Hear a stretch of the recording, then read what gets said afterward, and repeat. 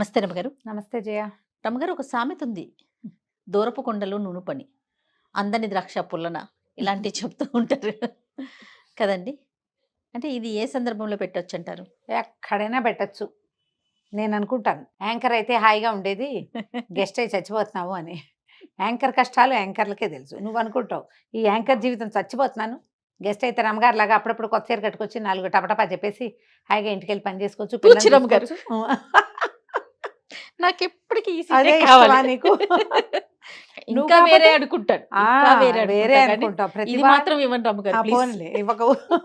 నేను కూడా ఇవ్వను, నాకు కూడా యాంకర్లు వద్దు, నేను ఇదే ఇష్టం నాకు. మీకు అదే, నాకు ఇదే. అయితే ఎప్పుడు కూడా మనకి ఉన్నది మనకి మొనాటనస్ గాను ఉంటుంది. ఇది మామూలుది ఎదుర్కొంటే వాళ్ళకి చాలా బాగుంది. ఉద్యోగాలు చేసే వాళ్ళకి వ్యాపారస్తుల సుఖాలన్నీ కనపడతాయి. అవును. వ్యాపారస్తులకి ఉద్యోగస్తుల సుఖాలు తెలుస్తాయి. ఇప్పుడు మేము అనుకుంటాం, మా సంగతి చెప్తా చూడు. ఆ, సెలవులు వచ్చాయంటే జనాలంతా ఊరు వెళ్ళిపోతారా? అందరూ అన్ని ఊర్లు వెళ్ళిపోతుంటారు. సెలవులు వస్తే డాక్టర్ గారు భయంకరమైన బిజీగా ఉంటారు. మాకు సెలవులు ఉండవు, మేము ఎక్కడికి వెళ్ళలేం. పబ్లిక్ హాలిడే వచ్చిందంటే ఆయన 24 hours బిజీగానే ఉంటారు. సెలవు వచ్చింది కదా, నేను ఎక్కడికైనా వెళ్దాం అనుకుంటే ఏం లేదు, నేను ఇంట్లో కూర్చోవటమే. అది మా పిల్లలు చిన్నప్పుడు కూడా అంతే. పిల్లల సెలవుల్లో బయటికి వెళ్ళటం అనేది కుదిరేదే కాదు. అయిందా? చాలా మంది మా కజిన్స్ ఫ్రెండ్స్ అందరూ మీ పని హాయి, మీరు సొంత ప్రాక్టీస్ కాబట్టి ఎప్పుడు కావాలంటే అప్పుడు ఊరెళ్ళొచ్చారు. ఎటా వెళ్తారు? ఎక్కడికైనా వెళ్తే 3 రోజులే. 3వ రోజు మధ్యాహ్నానికి ఆ ఫోన్లో ఆన్సర్ చేయలేక విసుగుబుట్టి ఇంటికి వెళ్ళిపోదాం అనిపిస్తుంది. తర్వాత వచ్చే జనాల్ని తలుచుకుని ఆయనకి భయం వేస్తూ ఉంటుంది. వాళ్ళకేమో ఏంది బాగుంది, ఎప్పుడు కావాలంటే అప్పుడు మానేసుకోవచ్చు, ఎప్పుడు కావాలంటే అప్పుడు సెలవు పెట్టుకోవచ్చు. మానేసుకోవటాలు అవి కూడా ఏం కుదరవు. ఎక్కడ కుదురుతుంది? నాకు ఇది అనుభవంలో ఉంది కాబట్టి నేను అది చెప్తున్నాను. ఎప్పుడు కూడా మనం ఏది చేస్తున్నామో దానికంటే ఎదురువాడు చేసేది బాగుంది అనిపిస్తుంది. అందులోకి దిగితే గానీ దాంట్లో ఉన్న మిట్టలు పల్లాలు మనకు తెలీదు. యువతల నుంచున్నాం అనుకో, కొండ ఇట్లా పైకి ఉండి ఆకుపచ్చగా ఉండి ఆ శిఖరాలు మన ఆకర్షిస్తాయి. దాని దగ్గరికి వెళ్తే దాంట్లో ఎన్ని మిట్టలున్నాయో, ఎన్ని పల్లాలున్నాయో, ఎన్ని గోతులున్నాయో, ఎన్ని చోట్ల కాలేస్తే ఎన్ని గోతుల్లో పడతామో. సీత కష్టాలు సీతవి, పీత కష్టాలు పీతవి. మమ్మల్ని కూడా అట్లాగే అనుకుంటారు అమ్మగారు. ఏముంది, వీళ్ళు మంచి డ్రెస్సులు చక్కగా కలర్ఫుల్గా కనిపిస్తారు, చక్కగా మేకప్లు వేసుకుని ఎప్పుడు నవ్వుతూ ఉంటారంటారు. అందరు యాంకర్స్ తరపున నేను ఎప్పుడు పదే పదే చెప్తూ ఉంటా, జనరల్గా మనిషికి ఎన్ని ఫీలింగ్స్ ఉంటాయని. ప్రతి సందర్భంలో ఏదో ఒక ఫీలింగ్ ఉంటుంది కదా. వన్స్ కెమెరాస్ ముందు కూర్చొని లైట్స్ అనగానే ఒకటే ఫీలింగ్ లో రావాలి, ఒక్కటే కనిపించాలి, ఒక్కటే చూపించాలి. దాన్ని క్యారీ చేయడం ఎంత కష్టం, చాలా కష్టం. లోపల ఏదేదో తిరుగుతూ ఉంటుంది. అలా చేసామంటే అవుట్పుట్ సరిగ్గా రాదు కదా. ఫుల్ ఫోకస్డ్ గా ఉండాలి. కాబట్టి ఎక్కడుండే అంటే మాది కాబట్టి నేను ఇది చెప్తున్నా. అదే కదా. ఇప్పుడు ఆ పని చేస్తే బాగుంటుంది, అది హాయి, అది వీలు. ఇది చాలా అలా అనుకున్నా పర్వాలేదు, చాలా సులువు అని అనుకోకూడదు అనేది నా భావన. ఇది చాలా సులువు అనిపిస్తుంది అంతే. ఇప్పుడు నా ప్లేస్ కూడా చాలా సులువు కదా అనిపిస్తుంది, ఈజీగా పేరు వచ్చేసింది నాకు. అట్లా ఎట్లా సాధ్యమవుతుంది రమ్మగారు? అలాగే అనిపిస్తుంది జయ. ఎంత కష్టం ఉంటుంది దీని వెనకాల. ఏమో, ఏదైనా ఉండని, ఎవరి దంటాలు వాళ్ళకి తెలుస్తాయి, పక్క వాడికి తెలియదు కదా. ఇప్పుడు చూడు, మొత్తం ప్రపంచం అంతా దీని మీదే నడుస్తుంది జయ. హాయిగా ఉద్యోగం తీసుకుంటే బాగుండేదని వ్యవసాయదారుడే సుఖంగా ఉన్నాడని వానలు వంగుళ్ళు వచ్చి పంటలు మునిగిపోయినప్పుడు తప్ప మామూలు రోజుల్లో వ్యవసాయదారులది వాళ్ళది ఒక ఫ్యాన్సీగా కనపడుతుంది. ఎంత కష్టము, ఎంత నిష్ఠూరము జయాది, ఎంత బాధ, ఎంత బరువు, ఎంత బాధ్యత, ఎంతో ప్యాషనో, ఎంతో అలవాటో, నెసెసిటీ ఉంటేనే కానీ ఆ పనులు చెయ్యలేరు కదా. ఇలాగే అనిపిస్తుంది. చిన్న కథ చెప్తా చూడు దీనికి. ఓకే. మాచిరాజు కామేశ్వరరావు గారిని, వీరు చేయి తిరిగిన చందమామ రచయిత. చందమామ కథలు ఎక్సలెంట్గా ఉంటాయి వీరివి. కామేశ్వరరావు గారి కథలు చాలా బాగుంటాయి. ఈ కథ నాకు ఎప్పుడు ఇష్టం. నేను ఈ దూరపు కొండలు నునుపో అని ఎక్కడైనా సందర్భం వచ్చినప్పుడు ఈ కథ గుర్తు చేసుకుంటాను. ఒకప్పుడు ఒక ఊర్లోనట భూపతి గారిని ఒక ఆయన బాగా సంపన్న గృహస్తున్నాడు. ఆయనకి బోల్డు పొలం, బ్రహ్మాండమైన ఇల్లు ఉన్నాయి. ఆయనకు ఒకడే కొడుకు గజపతి. ఒకనాడు వాళ్ళ పల్లెటూరు నుంచి పక్కనున్న పట్టణంలో ఏదో ఒక పట్టణానికి వెళ్ళారు. అక్కడ ఏదో తీర్థయాత్రకో దేనికో వెళ్ళారు. ఒక దారిన పోయే ఒక రోడ్డు మీద నడుస్తుంటే బ్రహ్మాండమైన బిల్డింగ్ ఒకటి కనపడింది, పెద్ద భవంతి. ఎంత బాగుందో ఇల్లు, ఎంత బాగుంది నాన్న, ఎవరిదో ఈ ఇల్లు అని అక్కడ ఉన్న వాళ్ళని ఎవరినో, ఈ ఇల్లు ఎవరిదండి అని అడిగారు. మాణిక్యవర్మ గారిదండి ఈ ఇల్లు అని చెప్పారు. ఎవరైనా మాణిక్యవర్మ అనగానే ఆయన ఏదో వ్యాపారస్తుడు, వ్యాపారం అయింది, చాలా గొప్ప వ్యాపారి. తెలుసుకున్నారు సమాచారం. ఓహో అనుకున్నారు. ఈయనకి భూపతి గారు గుర్తొచ్చింది. మాణిక్యవర్మ అంటే నాతో బంగారం పంచుకున్న మాణిక్యవర్మ కాదు కదా అన్నాడు. అనంగానే కుర్రాడు కొడుకు ఆ గజపతి, ఎవరు నాన్న బంగారం పంచుకోవటం ఏమిటి నాన్న, నీకు మాణిక్యవర్మ అని ఆయన తెలుసా నాన్న అని 4-5 మాటలు అడిగాడు. అడిగితే ఈయన ఏం చెప్పాడంటే, ఒక మాణిక్యవర్మ నాకు తెలుసురా, నా స్నేహితుడు. మేము చిన్నప్పుడు ఊర్లో ఉండగా ఆ ఊళ్ళో ఒక జమీందారు గారు ఉండేవారు. అయితే ఒక పెద్ద ప్రమాదంలో జమీందారు గారి కుటుంబం అంతా పోయింది, భవంతి పాడుపడిపోయింది. జమీందారు గారి తండ్రి ఆ ప్రమాదం నుంచి తప్పించుకున్నాడు. ఆయన ఒక్కడే ఉండేవాడు, ఆ ఇంట్లో ఒక్కడే ఉండేవాడు. పాడుపడిపోయిన ఆ భవంతిలో పిచ్చుకేకలు పెడుతూ, మరి ఎవరూ లేకుండా ఉండేవాడు. ఊళ్ళో పిల్లలు ఎవరైనా కనపడితే బంగారం కావాలరా మీకు అని కేకలు పెట్టేవాడు. కుర్రాళ్ళు ఆయన చూసి పారిపోయేవాళ్ళు. నేను మాణిక్యవర్మ అప్పటికి యంగ్స్టర్స్ వాళ్ళు, మేము మాత్రం ఆయన దగ్గర కాసేపు కూర్చునేవాళ్ళం. ఆయనకి ఏమైనా తినడానికి పట్టుకెళ్ళేవాళ్ళం, ఆయనతో మాట్లాడుతూ ఉండేవాళ్ళం. ఒకనాడు ఆయనకి అవసాన కాలం సమీపించినప్పుడు ఆయన ప్రాణం కోసం కొట్టుకుంటుంటే మేమే మంచినీళ్ళు అవి పోసాం. ఆయన ఒక చోట బంగారం దాచిపెట్టామని అది తీసుకోమని చెప్పాడు మాకు. తీసుకోమంటే ఆయన శవదహనాలన్నీ అయిపోయాక ఊళ్ళో వాళ్ళంతా కలిసి ఆయన్ని మట్టి చేసేశారు. ఆయన చెప్పిన ప్రకారం మేము అక్కడ తవ్వి బంగారం దొరికింది మాకు. నేను మాణిక్యవర్మ చెరిసగం పంచుకున్నాం. మాణిక్యవర్మ వ్యాపారం పెట్టుకుంటానని చెప్పాడు. నేను మన ఊళ్ళో పెద్ద ఇల్లు కట్టుకుని పొలాలు అవి కొనుక్కుని మన ఊళ్ళోనే స్థిరపడ్డాను. అనగానే పిల్లాడు అన్నాడు, నువ్వు కూడా వ్యాపారం చేసుంటే నా జీవితం ఎంత బాగుండేది, పల్లెటూరు గబ్బిలా ఇలాగా ఊళ్ళల్లో పడి ఏడుస్తున్నాం మనం, ఇల్లు పొలం అనుకుంటూ, నువ్వెందుకు నా వ్యాపారం చేయలేదు అన్నాడు. అనేసరికి అది కాదురా అని కొడుకు ఏదో చెప్పబోయాడు. కానీ పిల్లాడు కొడుకు విసుక్కున్నాడు. ఓ 25 ఏళ్ళు ఉన్నాయి వాడికి, రుసరుసలాడిపోయాడు. నువ్వు సరైన నిర్ణయం తీసుకోకపోబట్టే కదా నేను ఇప్పుడు ఆ పల్లెటూరులో ఉన్నాను, నా జీవితం ఎంత బాగుండేది నువ్వు కూడా వ్యాపారం చేస్తే. ఈ లోపల ఏమైంది, ఈ వాకిట్లో నిలబడి మాట్లాడుకుంటుంటే ఆ మాణిక్యవర్మ గారు అనుకోకుండా వాకిలి వైపుకి వచ్చి చూసి ఆ నుంచున్న వాళ్ళు ఎవరు అని కేకేసి ఒక్క అడుగు దగ్గరికేసి, ఏమిటి వీడు నా స్నేహితుడు భూపతల్లే ఉన్నాడని దగ్గరకు వచ్చాడు. చేతులు పుచ్చుకున్నాడు. భూపతి బాగున్నావా, ఎన్నేళ్ళయిందిరా చూసి, రా లోపలికి రాని వాళ్ళు ఎవరినో పని వాళ్ళని కేకేసి కాళ్ళకి నీళ్లు తీసుకురండి, వీడు మా స్నేహితుడని లోపలికి తీసుకుపోయాడు. తీసుకెళ్లేసరికల్లా కుర్రాడు లోపలికి, తండ్రి కొడుకు ఇద్దరు ఇంటి లోపలికి వెళ్ళారు. వెళ్తే పెద్ద భవంతి, అది ఎంత బాగుందో, ఎన్ని సౌకర్యాలు ఉన్నాయో, అడుగడుగునా సౌకర్యమే. కుర్రాడికి తమ ఊళ్ళో ఉన్న పెద్ద పాతకాలపు మండువా లోగిలి, మన ఇల్లు ఏం బాగుంది, వీళ్ళిల్లు చూడు, ఫ్లోరింగ్ ఎంత బాగుంది, గోడలు ఎంత బాగున్నాయి, అసలు అద్దాలు ఏమిటి, ఆ అల్మర్లు ఏమిటి, ఆ దీపాల గుత్తులు ఏమిటి, అన్నీ కనిపిస్తున్నాయి. అబ్బా ఎంత విరక్తి పుట్టిపోయిందంటే వాడికి, ఇచ్చి నా జీవితం, మా నాన్న నన్ను ఇలా చేశాడు అలా అనిపించేసింది. సరే కాళ్ళు కడుక్కున్నారు, ఏదో తినడానికి పెట్టారు. ఇద్దరు పిచ్చాపాటి మాట్లాడుకుంటుంటే కుర్రాడు నేను బయటకు వెళ్తున్నా అని చెప్పేసి లేచి వెళ్ళిపోయాడు. కొంతసేపు గడిచింది. ఈ లోపల భోజనాలు ఏర్పడతాని కేకేశారు. అదేమిటో మీ వాడు ఎక్కడికో వెళ్ళాడు, భోజనం వేళకి రాడా అని అడుగుతున్నాడు ఆ మాణిక్యవర్మ గారు. అడుగుతుంటే నవ్వాడు భూపతి గారు. వాడే వస్తాడులే, కాసేపు ఆగి కోపం తగ్గాక. నేను వ్యాపారం చేయలేదని బాధగా ఉంది వాడికి, మీ ఇల్లు వాకిలి చూసేసరికల్లా, మా పొలాలు తోటలు దొడ్లు ఇల్లు, మా మండువా ఇల్లు, మా పల్లెటూరు వాడికి విరక్తిగా ఉంది, ఇలా చేయలేకపోయామని ఎంతో దిగులు పడుతున్నాడు. వస్తాడులే, కాస్త కోపం తగ్గితే నా మీద వాడికి కోపం వచ్చిందన్నాడు. సరే మాణిక్యవర్మ గారు ఈ భూపతి గారిని భోజనానికి తీసుకుపోయాడు. ఇద్దరు కలిసి భోజనం చేశారు. ఆ కబుర్లు ఈ కబుర్లు చెప్పుకున్నారు. వీళ్ళ భోజనాలు అయ్యేసరికల్లా ఎర్రబడిన మొహము, కళ్ళు, రేగిపోయిన జుట్టుతోటి గజపతి లోపలికి వచ్చాడు. మరి భోజనం వేళకి రావాలిగా. ఆ కాలం ఏంటి, భోజనాన్ని అలక్ష్యం చేసే కాలం కాదు, ఎక్కడో చోట తినేసేది కాదు, పిలిచిన వాళ్ళ ఇంటికి వెళ్ళాలి, మర్యాద కూడా కదా. సరే లోపలికి వస్తే, రానాయన కాళ్ళు కడుక్కో, భోజనం వడ్డిస్తానని. భూపతి నువ్వు పడుకోబోయి పిల్లవాడికి భోజనం వడ్డిపించి కాసేపు కబుర్లు ఆడుకుంటాం మేము అని చెప్పి భూపతి గారికి ఒక మాంసము పక్కా చూపించి ఆయన పడుకోమన్నాడు. భోజనం చేశాక 50 ఏళ్ళు వస్తే పెద్దవాళ్ళు కాసేపు నడుము వాలుస్తారు. పల్లెటూరు పద్ధతులు కూడా అవే, మధ్యాహ్నం ఒక అరగంట నడుము వాలుస్తారు. ఆయన్ని తీసుకెళ్ళి ఆ గదిలో వదిలిపెట్టారు. ఆయన కాళ్ళు తప్పుకుని పడుకున్నాడు మంచం మీద. ఈ గజపతికి భోజనం వడ్డిచ్చారు. ఈ మన మాణిక్యవర్మ గారు పక్కన కూర్చున్నాడు. ఏమిటో మా ఇల్లు అది నచ్చిందా నీకు అంటే, నచ్చిందండి, నచ్చకేమిటి, ఇంత బాగుంటాయి ఎందుకు నచ్చదు, మా నాన్న తెలివి తక్కువగా ఊళ్ళో ఉన్నాడు కానీ మేము వ్యాపారం చేస్తే మాకు కూడా ఉండేది ఇల్లు అన్నాడు.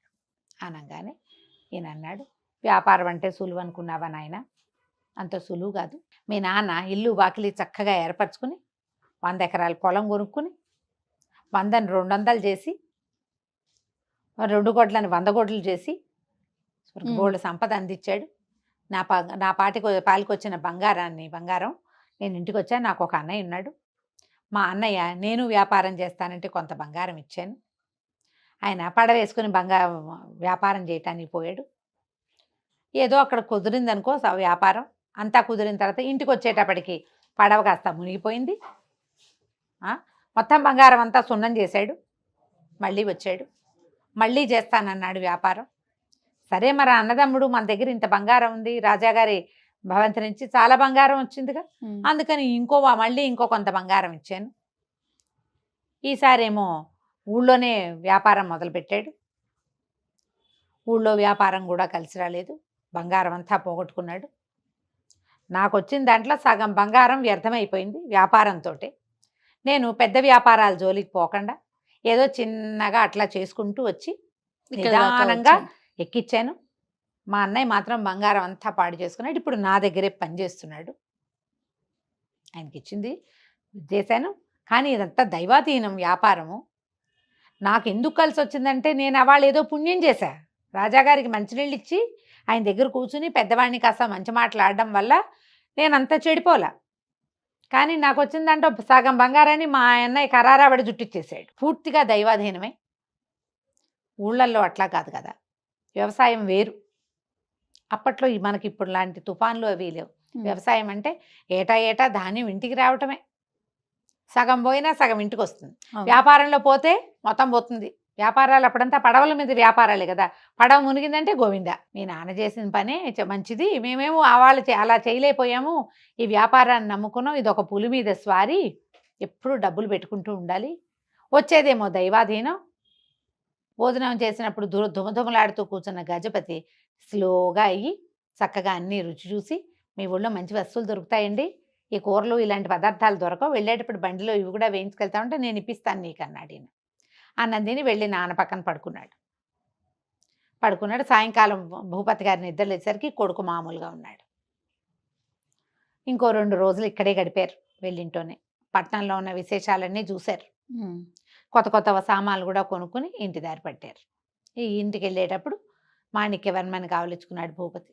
ఇంతకాలం తర్వాత మళ్ళీ కలవగలిగాము. కాకపోతే మా వాడికి ఏం మంత్రం వేసావో అప్పటి నుంచి నువ్వు ఇలా చేయలేదని నన్ను అండం మానేశాడంటే, ఏముంది మా అన్నయ్య సంగతి చెప్పాను. మా అన్నయ్య ఎట్లా చేశాడు, ఏం చేశాడు, బంగారం అంతా ఎట్టపాడు చేసుకున్నాడు, వ్యాపారంలో ఎట్లా నష్టపోయాడో అర్థమయ్యేలా చెప్పానులే అనగానే భూపతి అన్నాడు, నీకన్నయ్య ఎక్కడో, నీకు ఇద్దరు తమ్ముళ్ళేగా, నువ్వేగా మీ ఇంట్లో పెద్దవాడివి అన్నాడు.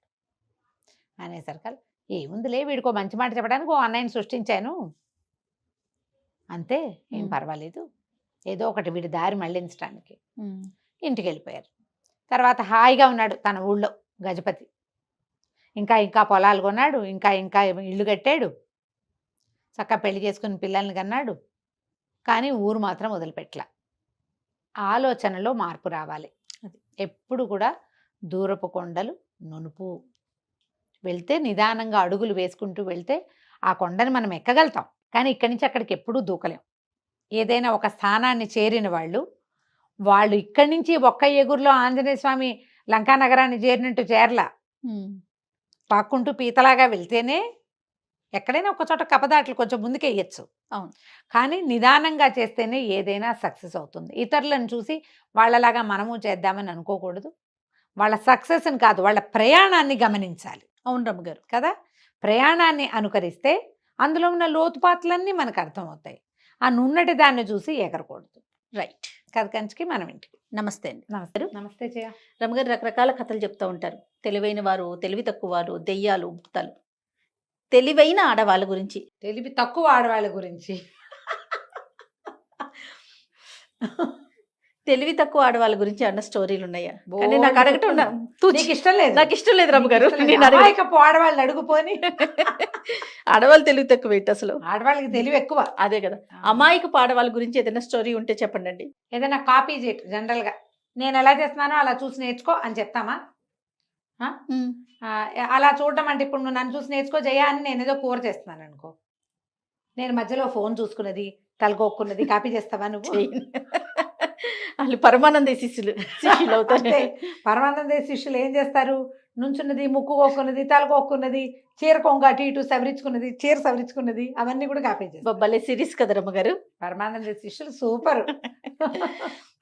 అయితే అంత తెలివైన ఒక అమ్మాయి గురించి చెప్తా. ఓ సూపర్. ఓ పల్లెటూరులోనట ఏదో బ్రాహ్మణ సమాజమై ఒక పల్లెటూరు ఇల్లు వరుసగా ఇళ్ళు ఉన్నాయి. ఆ ఇంట్లో ఒక ఆయన భర్త గారికి గారెలు తినాలనిపించింది. ఆ పిల్లకు ఒక 24 22 ఏళ్ళలో ఉండుంటాయి. అంతకుముందు అంతా అత్తగారు ఉండేవారు, అత్తగారింట్లో ఉండేవారు. అత్తగారు లేరు ఇప్పుడు. ఆయన ఆవిడ ఇద్దరే ఉన్నారు. ఏమే గారెలు తినాలనుంది, సామాన్లు పట్టుకొస్తాను, గారెలు చేయవే అన్నాడు. అనేసరికి భార్య సరేనన్నది. ఆయనేమో మినపప్పు అవి పట్టుకొచ్చి పడేసాడు ఇంట్లో. ఈ పూట చేసేయి అన్నాడు. పొద్దున్నే చెప్పాడు. ఏం చెయ్యాలి, మనకు రాదు. అత్తగారికి తెలుసు, అత్తగారు లేదు. గారెలు ఏనాడు అమ్మాయి మడి కట్టుకుని అక్కడ ఏంటంటే వాళ్ళ ఈ ఇళ్లలో పనులు రాపోవడానికి మడిలో చెయ్యాలనుకో, మడిలో యువతలు పై పనులు సవరిస్తారు ఈ పిల్లలు కోడళ్ళు. అత్తగారే మడిలో పప్పు నానబోసుకుని పప్పు రుబ్బేసి గారెలు వేసేసి పళ్ళెల్లో పెడుతుంది. ఓహో. దేవుడికి నివేదన చేశాక బయటకు వస్తాయి. ఈ మడిలో చేసే వ్యవహారం మడి లేని వాళ్ళకి తెలియదు, చేయలేకపోతారు. వాళ్ళకి తెలియదుగా, ఈ పిల్లకి తెలియదు. ఈనాళ్ళు అత్తగారు యాక్టివ్గా పనిచేసేది. ఈ పిల్లకి పై సర్దటం, సాయంకాలపు వంట వల్ల కూర నార పచ్చడి నూరటం వల్ల అవి వచ్చు. ఈ గారెలు పాయసము లాంటి పెద్ద పెద్ద వ్యవహారాలు అత్తగారే హ్యాండిల్ చేసి అదేమిటో ఈ అమ్మాయికి తెలియదు. అత్తగారు తూర్పు తెల్లవారుగానే మడిగట్టుకునేది, ఆవిడ పొద్దునే మినపప్పు నానబోసుకునేది, 11 గంటలకు రుబ్బేది చేసేది. మనకేమొచ్చు, ఏమీ రాదు. ఈ పిల్ల ఏం చేసింది, పక్కన ఒక మామగారు ఉన్నారు. ఆ మామగారు భర్త లేరు, ఆవిడకి తల కూడా లేదు, ఆ కాలం అన్నమాట. జుట్టు లేదు, జుట్టు లేదు. ఆవిడని మామగారు గారెలకి ఏం చేయాలండి అంది. ఏముందే, ఓ సేరుం బాతికో ఎంతో ఉద్దిపప్పు నానబోయి అంది. పోసి అని ఆవిడ అనే లోపల సరే అని పెళ్ళి వెళ్ళిపోయింది. ఏం చేసింది, ఆయన భర్త తెచ్చాడు కదా సేరుం బావో ఎంతో ఉంది, అది అంత డబ్బాడు నీళ్ళల్లో పోసేసింది. ఏవో పనులు చేసుకుంది. గారెలు అవ్వవే, ఉట్టిపప్పుకే. మళ్ళీ వెళ్ళింది.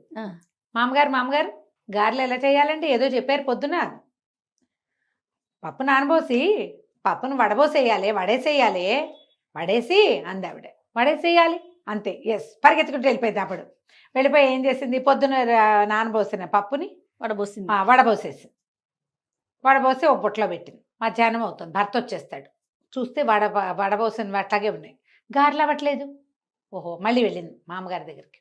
మామగారు గారెలు అన్నారు, వడపోసానండి, గారెలు అవ్వలేదని. దీంతో పదేగా దాన్ని అని ఈవిడ చెప్పే లోపల అది వింటల్లా. ఆవిడకి ఒళ్ళు మండిపోయింది.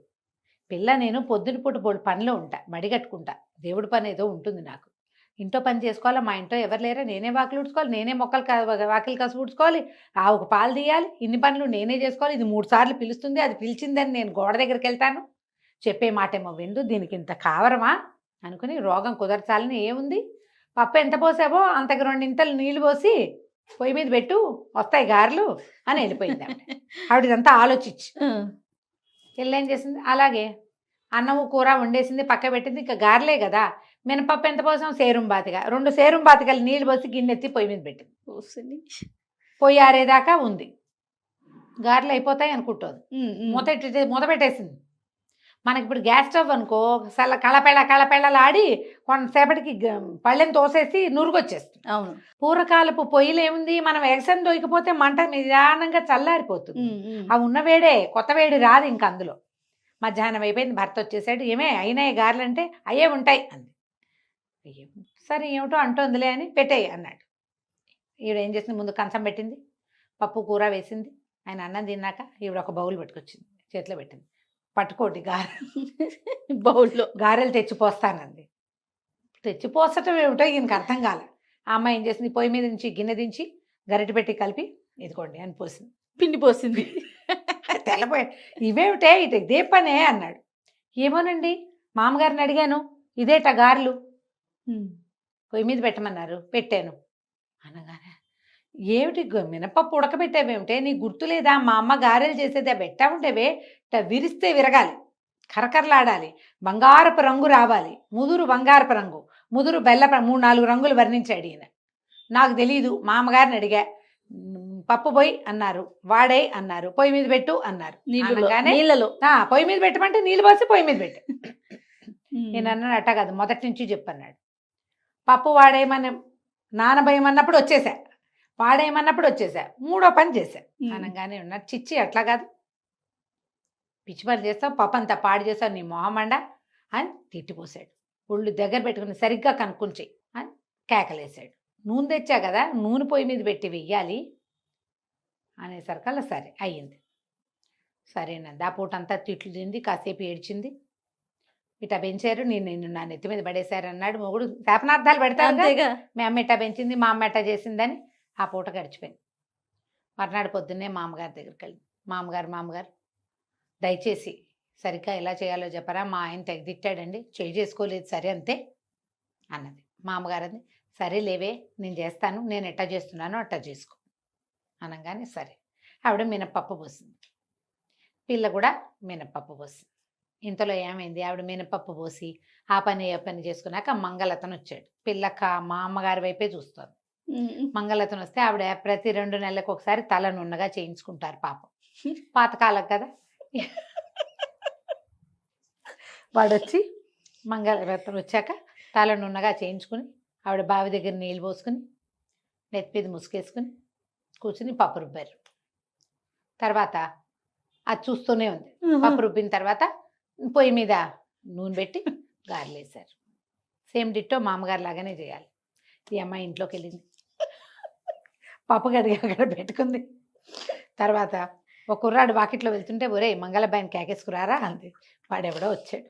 వచ్చాక మామగారు ఏం చేశారు, పెరట్లో కూర్చుని పెరట్లోకి రారా. వాడికి అర్థం కాలే, ఏం చేస్తున్నామో తెలియటల్లా. కానీ ఆవిడ తల తీసేయరా అంది. అయ్యింది. అక్కడి నుంచి స్నానం చేస్తుంది బావి దగ్గర, మామగారు బావి దగ్గర స్నానం చేశారు. ఈవిడ కూడా అక్కడి నుంచి ఒక తెల్లటి చీర అత్తగారిది ఉంది లోపల, ముసుకేసుకుని పప్పు రుబ్బుతోంది. ఈ లోపల ఏమైంది, భర్త గారు ఎక్కడికో వెళ్ళి పక్క ఊరు యాయవారానికో దేనికో శేషానికి వెళ్ళాడు. లోపలికి వచ్చాడు. వస్తే వెనక నుంచి చూసేసరికల్లా పొయ్యి దగ్గర రోల్ దగ్గర కూర్చుని పప్పు రుబ్బుతున్న వాళ్ళు కనపడ్డారు. వెనక నుంచి చూసాం పక్కింటి మామగారు అనుకుని, అదేమిటే తయారు అట్టా చేస్తున్నావు, పక్కింటి మామగారిని అడిగి చేయించమన్నాను కానీ మామగారినే కూర్చోబెట్టి చేయిస్తావుటే అన్నాడు. అనేసరికల్లా ఈవిడమ్మ ఏం చేసి వెనక్కి తిరిగి, మా అమ్మగారితో ఎందుకు చేయిస్తానండి, ఆవిడ చెప్పినట్టే చేస్తున్నాను, నేనే చేస్తున్నా కాదు అంది. నిర్కాంతపోయాడు. ఏమిటా ఈ తెల్లచీర ఏమిటా నువ్వు అన్నాడు. తీరా చూస్తే జుట్టేది, జుట్టు లేదు, బొట్టు లేదు, కూర్చునుంది. బొట్టు మామగారు పెట్టుకోలేదు. ఆవిడ ఏం చేస్తే అది చెయ్యాలి కదా, అదే కదా. నిర్కాంతపడి పోసి, నీ కడుపు పొడక ఇట్లా తయారయ్యేమేమిటి, పుణ్యస్త్రీ దానివి, ఇదేమిటే అన్నాడు. మీరు మామగారు చెప్పినట్టు చేయమన్నారా, పొద్దు నుంచి కూర్చుని చూసా, మామగారు ఏం చేశారో అదే చేస్తారు, ఇగో పప్పు రుబ్బుతున్నా గారెలేస్తా అనగానే మొగుడు అమ్మ నా బూతులు తిట్టి అద్దం తీసుకొచ్చి అద్దం చూసుకో ఎట్టా ఉన్నావు, మామగారు ఏం చేశారు, నువ్వేం చేస్తున్నావే, ఎట్టా వెళ్తావే ఈ అవతారంతో అంటే. ఏం చేస్తుంది, నేను చచ్చిపోయానని ఇప్పుడు నేనే గారెలేసు తినాలని తెగ తిట్టాడు భర్త. సరే అక్కడి నుంచి గారెలు వేసుకుని తిన్నారు. జుట్టు వచ్చేదాకా మా ఇంటికి రావద్దు అని వాళ్ళ అమ్మ కబురు చేసి పుట్టింటికి పంపించాడు. తలకాయ నెత్తి మీద జుట్టు వచ్చేదాకా ఎవరికి కనపడడానికి వీల్లేదు, మనిషి అన్నవాడి కంటపడితే మర్యాదగా ఉండదని పంపించారు ఊరికి. కథ కంచికి మనం ఇంటికి. చాలా బాగుంది రమ్మగారు, మనం కాపీ చేస్తాం జయ. అవును, ఇది సరదాగా నవ్వటానికి వింతగా ఉంది, కానీ ఇప్పటికీ కూడా కాపీ క్యాట్స్ ఉన్నాయి. ఎలాంటివంటే ఇవి భర్తలతో పోట్లాడడానికి, అత్తగారితో పోట్లాడడానికి, ఆఫీసుల్లో యుద్ధాలకి, పక్కింటి వాళ్ళ పీచమణచడానికి ఇలాగే కాపీ క్యాట్స్గా బిహేవ్ చేస్తారు. అవతల వాళ్ళు ఏం చేస్తున్నారో చూడరు. ఇప్పుడు అత్తగారు గయ్యాళిదనుకో, అత్తగారు గట్టిది, తెలివైంది, ఏ ఆట ఆడినా తన వైపు తిప్పుకుంటుంది. ఆవిడతోటి పోట్లాడాలో గొడవ చేసి నీ హక్కు నువ్వు లాక్కోను. అత్తగారు నాబోటిది అన్నీ ఇచ్చేస్తానంటుంది, నాతో కూడా పోట్లాడితే ఎట్లాగైతుంది. అత్తగారితో పోట్లాడాలి అనే ఒక్క కామన్ రూల్ తీసుకుని బిహేవ్ చేస్తారు ఆడపిల్లలు. అన్ని అత్తగారు ఏం మాట్లాడినా తప్పులు చేస్తారు. అత్తగారి దగ్గర ఏ తప్పు ఉండదు, ఆవిడ మామూలుగానే ఉంటుంది. వీళ్ళకి ఏంటంటే వాళ్ళ అమ్మనో అక్కయ్యనో చూసి, అమ్మ అక్కయ్య వాళ్ళ అనుభవం వేరు, మన అనుభవం వేరు, ముందున్న దాన్ని చూసి పెట్టు కదా చూసి మనం ప్రవర్తించాలి. ఈ సరదా కథని జ్ఞాపకం పెట్టుకోండమ్మా. మీ అత్తగారులతోటో, మీ ఆఫీస్లో వాళ్ళతోటో, మీ పక్కింటి వాళ్ళతోటో ఎవరో చేసినట్టు చెయ్యొద్దు. దానిని బట్టి మనం ప్రవర్తించాలని తెలుసుకోండి. సందర్భాన్ని బట్టి కదా, అంతే. అవతల ఆలోచించండి. వ్యక్తులను బట్టి కూడా. వ్యక్తుల్ని, సందర్భాన్ని బట్టి మనం ప్రవర్తించాలి అంతే రమ్మగారు. కదా. ఏదేమైనా కథ మాత్రం భలే ఉంది రమ్మగారు. రైట్ అండి. నమస్తే. నమస్తే జయ. నమస్తే రమ్మగారు. నమస్తే జయ. రమ్మగారు, చందమామ కథ ఏదైనా చెప్పుకుందామా? పూర్వం ఒక పల్లెటూళ్ళలో ఓ వీరయ్య అని ఒక ఆయన ఉండేవాడు. ఈయన అవడానికి కామందే, ఏవో ఆస్తి స్వాస్తి ఉన్నాయి, ఇల్లు వాకిలి ఉన్నాయి. కానీ లోభి, పిసినారు వాడు. ఫ్రీగా వస్తే ఏదైనా తీసేసుకోవాలనే ధోరణి. అయితే ఈయనకి వివాహం అయ్యాక భార్య తరఫు నుంచి కొంత ఆస్తి వచ్చింది. ఈయనకు ఉన్నది కాకుండా ఆస్తి అంతా తీసుకున్నాడు. పొలాలు గిలాలు స్వాధీనపడ్డాయి. కాలక్రమాన 4 పిల్లలు పుట్టారు. 2 ఆడపిల్లలు, 2 మగపిల్లలు. అయితే ఈ పిసినారితనం, ఈ లోభి ఎవరికి పెట్టడు, అన్నీ నాకే కావాలి, ఖర్చు పెట్టడు. బ్రహ్మాండమైన ఇల్లు, పెద్ద ఇల్లు, తాతల నాటిది ఇల్లు, గట్టిది, చక్కగా ఎత్తుగా అరుగులతో బాగుంటుంది బొమ్మరిల్లల్లి. కానీ ఏనాడు రంగే ఇచ్చేవాడు కాదు, చుట్టుపక్కల బాగు చేయించేవాడు కాదు. చుట్టూతో అంతా తుప్పలాగా పెరిగిపోయి ఉంటుంది. అవన్నీ క్లీన్ చేయించాలంటే మనిషి కావద్దు, మరి ఖర్చు, అది ఇష్టం ఉండదు. భార్యకో మంచి చీర నగ కొనేరగడు, ఎప్పుడు దిష్టి బొమ్మలాగానే ఉంచేవాడు. పిల్లలు 4 పిల్లలు. ఈ 4 పిల్లలకి ఓ చదువు చెప్పించడం లేదు, ఏదో ఎటాగొటా చదువుకున్నారు అంతే. వాళ్ళకి ఏదైనా చక్కగా వైనంగా ఏర్పరచడం లేదా అంటే ఉంది. మనం ఇట్లాంటి వాళ్ళని మన చుట్టుపక్కల కూడా చూస్తాం. పెద్ద చక్కటి ఇండిపెండెంట్ ఇళ్ళు అవి ఉంటాయి. ఎందుకో దిష్టి పిడతల్లాగా ఉంటారు ఇంట్లో వాళ్ళు. ఏమీ వాళ్ళు శుభ్రంగా ఉండరు. అందరితో పాటు ఇప్పుడు ఒక కాలనీలోనో ఒక ఏరియాలోనో అందరితో పాటు ఇల్లు లభించడానికి ఎక్కడో ఉద్యోగం చేస్తారు.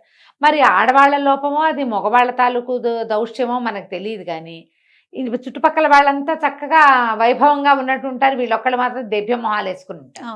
ఎందుకో తెలియదు, ఏమిటో బాధ వాళ్ళకి. చక్కగా కళకళలాడుతూ ఉండరు, ఖర్చు పెట్టరు. దేనికోసం ఇదంతా దాచాలో వాళ్ళకి తెలియదు పాపం, దాచుకుంటూ ఉంటారు. వీళ్ళు కూడా అట్లాంటి వాడే అనమాట. 4 పిల్లలు అన్నా కదా.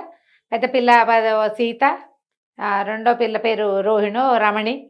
అక్కడి నుంచి 2 మగపిల్లలు, పెద్దవాడు చంద్రము, రెండో పిల్లాడు గోపి. ఆ చంద్రం అన్నవాడు 10th క్లాస్ ఏదో స్కూల్ ఫైనల్ అయిన తర్వాత వాడికి డాక్టరీ చదవాలని కోరిక.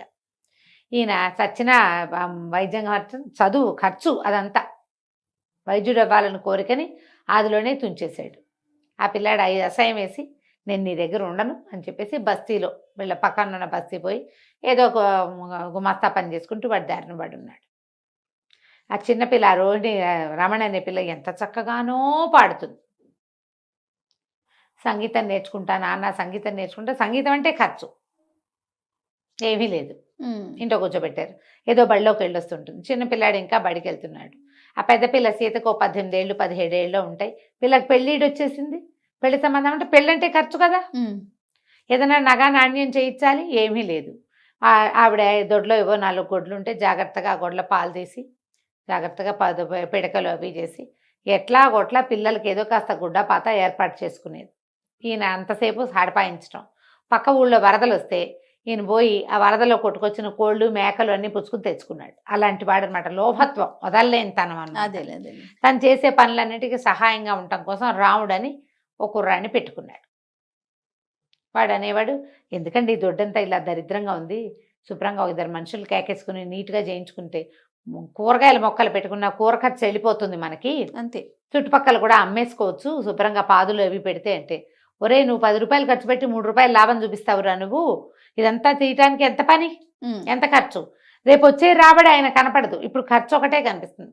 అలాంటి వాళ్ళు ఉంటారు కదా, ఏమీ చేయనివాడు. ఆ రాముడికి పిచ్చెత్తి లేచిపోదామని ఉండేది వాడికి, ఇక్కడి నుంచి వెళ్ళిపోదామని. కానీ పాపం ఆ వీళ్ళని చూసి, ఇంట్లో వాళ్ళని చూసి ఆగిపోయేవాడు. ఆ సీతకి వీడంటే మనసు, ఈ రాముడు అంటే. పెళ్ళిడు వచ్చిన పిల్ల ఇంకా బయటికి పెళ్లి సంబంధాలు చూసే ఆస్కారం కూడా లేదు. ఆ పని కుర్రాడి మీదే ఆ అమ్మాయికి మనసుగా ఉండేది. కొన్ని రోజులు ఇట్లా గడుస్తూ ఉండగా ఏమైంది, ఒకరోజు ఒరే ఒక నిచ్చెనాను సంచి పట్టురారా, మనం దేవాలయానికి వెళ్దాం అన్నాడు. అక్కడికి ఎందుకంటే నిచ్చెన అన్నాడు. అంటే దేవాలయం పక్కన పెద్ద తేనె పట్టు పట్టిందిరా, చేదా ఏమిటి, ఊరికే తేనె వస్తుంటేను ఇంట్లో మందుకో మాక్కో కావాలి, బయట తేనె కొంటే 10 రూపాయలు, మనం తీద్దామంటే అయ్యో అట్లా పనికిరాదండి, అది దేవాలయం సొత్తు, మనం తీసుకోకూడదు అంటే గడద గుడ్డు దేవుడు అందరివాడు, దేవుడు సొత్తు అందరిది అన్నాడు ఆయన. అంటే వీడు నేనైతే ఎక్కను కాక ఎక్కనండి అన్నాడు. ఎక్కనండి అంటే సరే నేను ఎక్కుతా, నువ్వు కింద పట్టుకో చాలు అని చెప్పేసి ఏం చేశాడు, నిచ్చెన వేసుకుని ధ్వజస్తంభానికి పక్కగా ఉన్న ఒక చిన్న మండపం లాంటిది ఏదో ఉంది, ఆ మండపం మీదకి పైకి ఎక్కాడు. ఎక్కేసరికల్లా తేనెటీగలు జుమ్మని మీదకి వచ్చేసరికల్లా కాలు పట్టు తప్పి దభేల్మని పడిపోయాడు. వాడు కుర్రాడు ఎక్కగలిగేవాడు, 4 బిడ్డల తండ్రి ఇదేమి ఎక్కుతాడు, లేదా ఆశపోతానానికి ఎక్కాడు. పడేసరికల్లా తలకిందులు కాబట్టి తలకాయ పగిలినంత పని అయింది. పగిలింది. ఎట్టగొట్ట మోసుకొచ్చాడు ఇంటికి. రాముడే మోసుకొచ్చిన తర్వాత ఏముంది, మూలబడ్డాడు ఈయన. అయోమయంగా అయిపోయాడు, మాట పడిపోయింది. చచ్చిపోలా, అయోమయం అయిపోయాడు. చెప్పిన పని చేస్తాడు తప్పిస్తే ఆయనకి ఏమీ తట్టదు, తెలియదు. వైద్యుడు వచ్చి కట్టుకట్టాడు, అదేదో చేశాడు. కొంచెం మతి రావటం కష్టం రా, సమయం పడుతుంది, అసలు వస్తుందో రాదో, ఈయన ఇట్టాగే సాక్కోవాలి మీరు అన్నాడు. ఇలా బోది బొమ్మన్నారు పిల్ల జల్ల. ఏం చేస్తారు? అక్కడి నుంచి వీడేం చేశాడు చూస్తే, ఇంట్లో ఎవరున్నారు, పెద్ద అబ్బాయి ఏమో ఎక్కడికో వెళ్ళిపోయాడు. ఇక మిగిలింది 2 ఆడపిల్లలు, ఒక చిన్న పిల్లాడు, పెద్ద ఆవిడ. ఆవిడనేమో దిష్టి పెడతలా ఉంచాడు. ఆవిడకి ఏ వ్యవహారమో తెలియదు. వీళ్ళకి బోళ్ళు పొలాలు ఉన్నాయి. ఏదైనా పని చేయటానికి ఈయనకి ఖర్చు పెట్టడం ఇష్టం ఉండదు. రాబడి వస్తుంది రేపు, కానీ ముందు ఖర్చు పెట్టడం ఇష్టం లేక కొన్ని పొలాలు బీడు కూడా పెట్టాడు. అయ్యో. అక్కడి నుంచి వీడేం చేశాడు, అమ్మగారు ఈయనపెట్టి తెరవండి ఏమున్నాయో చూద్దామని ఈయనపెట్టి తెరిస్తే కాస్త డబ్బు కనపడింది. సరే డబ్బులు తీసి బయట పెట్టండి, ఏర్పాటు చేసుకుందాం మనం, ఈయన ఇట్టా ఉన్నాడు, మనకు కథ ఆయన ఎటాగా నడుపుతున్నాడో మనకు తెలియదు. సరే అక్కడి నుంచి ఏం చేశాడు, కౌలుదారులను ఒక 2 కేకేసుకొచ్చి అమ్మగారు ఎదురుగుండానే మాట్లాడించి పొలం కౌలుకి ఇచ్చేశాడు మొదట. అక్కడి నుంచి దొడ్డి వాకిలి శుభ్రంగా బాగు చేయించాడు. అందరూ ఇంటిలి పాదిని పనిలో పెట్టాడు. అందరూ మొక్కలు కొట్టేద్దాం, ఈ దొడ్డంతా బాగు చేసుకుందాం, అయ్యగారు లేడు, మన దగ్గర 4 డబ్బులు ఉన్నాయి, రేపేం వస్తుందో తెలియదు, తినాలి మనం. ఆయన మెయింటెనెన్స్ చేసినట్టు కాదు, మన మెయింటెనెన్స్ వేరేగా ఉంటుందని మొత్తం దొడ్డి వాకిలి ఇల్లు శుభ్రంగా బాగు చేయించేశాడు. అక్కడి నుంచి పాదులు తవ్వి అందరితోటి విత్తనాలు కూరగాయలు పెట్టించాడు. 3 నెలలు తిరిగేసరికి వచ్చేస్తాయి కూరలు. ఎంతలోకి వస్తాయి, బీరపాదు పొట్లపాదు అవి అయితే అసలు 2వ నెలకే కాపు వచ్చేస్తుంది. చక్కగా కూరలతో కళకళ్ళాడేలాగా చేశాడు దొడ్డంతా. ఇంట్లో శుభ్రంగా కూరలు దొరుకుతున్నాయి. పిల్లలు అంతకుముందు 7 మొహాలు వేసుకుని ఒక్కిల్లాగా ఉండేవాళ్ళు. నుంచి కూరగాయలు అమ్మితే కూడా డబ్బులు వస్తున్నాయి. అక్కడి నుంచి 4 గొడ్లు ఏవో ఉన్నాయి, ఇంకో 2 గొడ్లను పెంచాడు, ఇంకో పాలేరుని పెట్టాడు. వాడు పాలు తీస్తాడు, పాలు బయట పోస్తారు, పాల మీద డబ్బులు వస్తున్నాయి. ఇల్లు ఇంత దరిద్రంగా ఉంది, మనకేమి ఇంత డబ్బులు వస్తుంటే ఇల్లు ఇట్లా ఉండటం ఏమిటి, ఇల్లంతా బాగు చేయించేసేద్దామని ఇల్లు అన్ని పక్కల బాగు చేయించి శుభ్రంగా వెళ్ళేయించి పెంకులు సరి చేయించి నీట్గా చేసి పెట్టాడు. సరే ఈ కూరగాయలు పండుతున్న కాలంలోనే ఎవరో పట్టణంలో వీళ్ళ బాబుగారు చంద్రం బాబు అక్కడెక్కడో ఉన్నాడని తెలిస్తే అక్కడికి పోయి తీసుకొచ్చాడు. బాబు నీకు కావాల్సింది చదువుకుంది, కానీ ఎలాగో మనం పొలం కౌలుకి ఇచ్చాము, డబ్బులు వచ్చేస్తాయి, నువ్వు చదువులో చేరిపో, వైద్య వృత్తి ఎక్కడ చేరుతానంటే అక్కడ చేరు, నేను ఖర్చు పెడతా అని చెప్పి సరి చేశాడు. అక్కడి నుంచి చిన్నపిల్లకి ఏం చేశాడు, అది కూడా 9th, 8th క్లాస్ అయ్యింది. ఈ 8th క్లాస్ అయిన పిల్లకి ఓ సంగీత మాస్టర్ని పిలిపించి పాఠం చెప్పించడం మొదలుపెట్టాడు. పిల్ల చక్కగా సంగీతం నేర్చుకుంటుంది, చక్కటి పాట దాంది. ఆ రోజుల్లో అప్పటికి ఇంకా గ్రామ్ఫోన్ రికార్డులు వచ్చినాయట, ఇవి రాల, రేడియోలు రాల, రేడియో కష్టం, రికార్డులు ఇవ్వచ్చు దూరాన్ని ఎక్కడో, అది కష్టం. కానీ నేర్చుకున్న పిల్లలకి అవకాశాలు ఉంటాయి.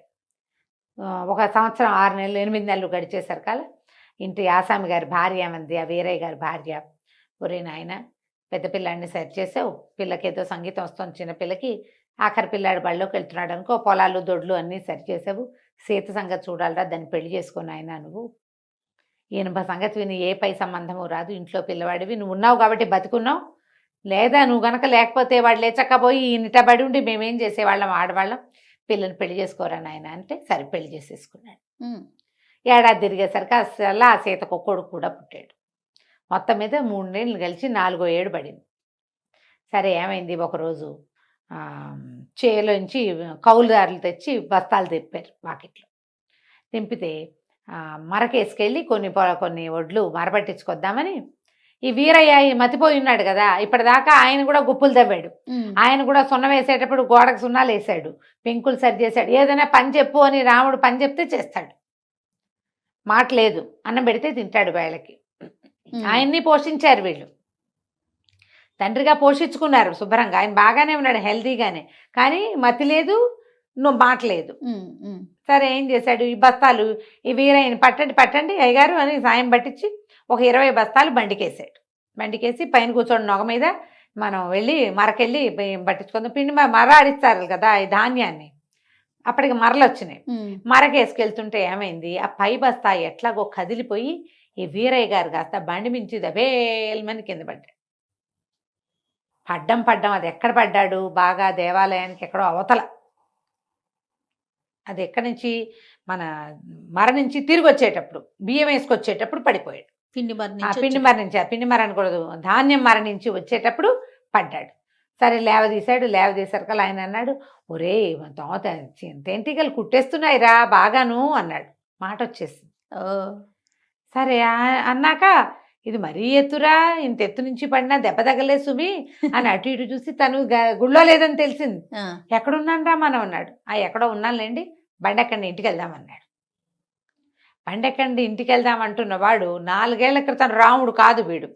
అప్పటికి లేలేత నూగు మీసాల వాడు ఇప్పుడు కొంచెం బలిసాడు. ఏమిటి ఒక్క పూటలో వీడు ఇలా మారిపోయాడు అనిపించింది ఆయనకి. బండి ఎక్కాడు. ఎక్కిన తర్వాత ఏమిట్రా ఇవి అని ముట్టుకున్నాడు. బియ్యం లేండి అన్నాడు. ఇన్నోటి బియ్యం ఎవరికి రా అన్నాడు. మనకేనండి అన్నాడు. ఇన్ని బియ్యం తింటామా? 20 బస్తాలు వేసుకెళ్ళారు. ఏ 10 బస్తాలో వస్తాయి కదా వడ్లు బియ్యము. ఈ బస్తాలు 10 ఏం చేస్తారు వీళ్ళు, కావేసి పెట్టుకుంటారు, దాస్తారు.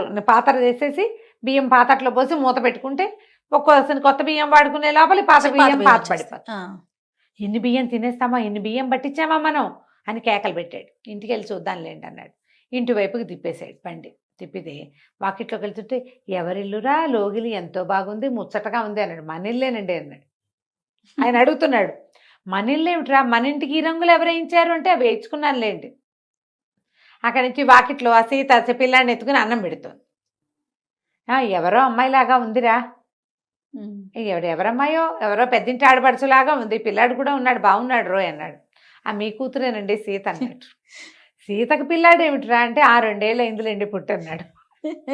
అక్కడి నుంచి గుమ్మల్లో దిగ్గానే లోపల నుంచి సంగీతం వినపడుతుంది. అయ్య బాబాయ్ ఎంత బాగా పాడుతుందిరా పిల్ల, ఎవరు అంటే, మీ పిల్లేనండి, చిన్న పిల్ల. బాగుంది. ఆయన నిర్ఘాంతపోయాడు. లోపలికి వచ్చి చూస్తే ఇంకేముంది, పెద్దగా విశాలంగా ఉన్నాయి. అంతకుముందు చీకటి కొట్టులాగా పాడుగొట్లు ఆడుకుంటూ అంతే బికామాయిగా ఉండేది ఇల్లు. ఇప్పుడు చూస్తే మొత్తం దొడ్డంతా పచ్చగా మొక్కలు, ఓ పక్క నుంచి అంబారావాలు వినపడుతున్నాయి, ఆవులు, దేదీప్యమానంగా ఉంది. ఇంట్లోకి వచ్చేసరికల్లా పెళ్ళంగా అంతకుముందు దిష్టి పిడతలాగా ఉండే పిల్లలు నవనవలాడుతూ వంకాయలలే చక్కగా ఉన్నారు. పిల్ల చంటి పిల్లాడిని ఎత్తుకుని, ఈ పిల్లని ఎవరికి ఇచ్చి పెళ్లి చేసేవే అన్నాడు. నేనే చేసుకున్నానండి అన్నాడు రావుడు. నేనే చేసుకున్నాను అనేసరికి, ఈ కథ అంతా జరిగి ఎన్నాళ్ళు అయిందిరా అన్నాడు. 4 ఏళ్ళు అయిందండి. 4 ఏళ్ళు నేనేమయ్యాను అంటే, మెల్లిగా భార్య దగ్గర కూర్చుని దేవాలయంలో తేనె పట్టడానికి వెళ్ళిన రోజున పడిపోయారు, మీకు మతిపోయింది. వాడే ఇల్లంతా సంభాళించాడు, పిల్లని పెళ్లి చేసుకున్నాడు. పెద్ద పిల్లాడు వైద్యం చదువుకుంటున్నాడు, 4వ సంవత్సరంలో ఉన్నాడు. ఇంకో 2 ఏళ్ళు చదివితే వాడు వైద్యుడు అయిపోతాడు. ఇగో ఈ పిల్లని పెళ్లి చేసుకున్నాడు, దానికి సంగీతం చెప్పిస్తున్నాడు. వచ్చే సంవత్సరం దాన్ని ఎక్కడికో పై దేశం తీసుకెళ్ళి పాటలు పాడిస్తారట అని చెప్పి దీన్ని మాట్లాడకుండా ఉండిపోయాడు. తర్వాత ఇంక ఇంటి పెత్తనం అడగల, వాడే బాగా చేస్తున్నాడు, అర్థమైపోయింది ఆయన. తనకు అన్నీ ఉన్నా తను ఏనాడు అనుభవించల. అప్పుడు ఆయనకి మొహం కడుక్కుంటే అద్దంలోకి చూస్తే తెలిసింది, అద్దంలో కనపడే మనిషి తను కాదు, వాడెవడో. శుభ్రంగా ఉన్నాడు, ఎందుకంటే ఈ 4 ఏళ్లలో బాగా నొక్కబెట్టి పోషించారు ఆయన. నున్నగా ఉన్నాడు, పిల్లలు నవనవలాడుతూ ఉన్నారు, భార్య శుభ్రంగా ఉంది, ఇల్లు కళకళలాడుతుంది. ఇంక ఈ పెత్తనం ఎందుకు నాకు వాడే సంభాళించుకుంటాడు ఎట్లాగోనని మాట్లాడకుండా ఊరుకున్నాడు. వాళ్ళ ఇల్లు మొత్తానికి గట్టెక్కిపోయింది. అది కంచికి మనం ఒక 4 ఏళ్ళు ఆయన పడుకునేసరికి అంతే మొత్తం మారిపోయింది. ఒక్కోసారి 4 ఏళ్ళు పడుకుంటే మొత్తం సర్వనాశనం అయిపోయే కథలు ఉంటాయి రమ్మగారు కదా. అవునండి, ఇది మనం మంచి కథ. అవును, రైట్. నమస్తే. నమస్తే.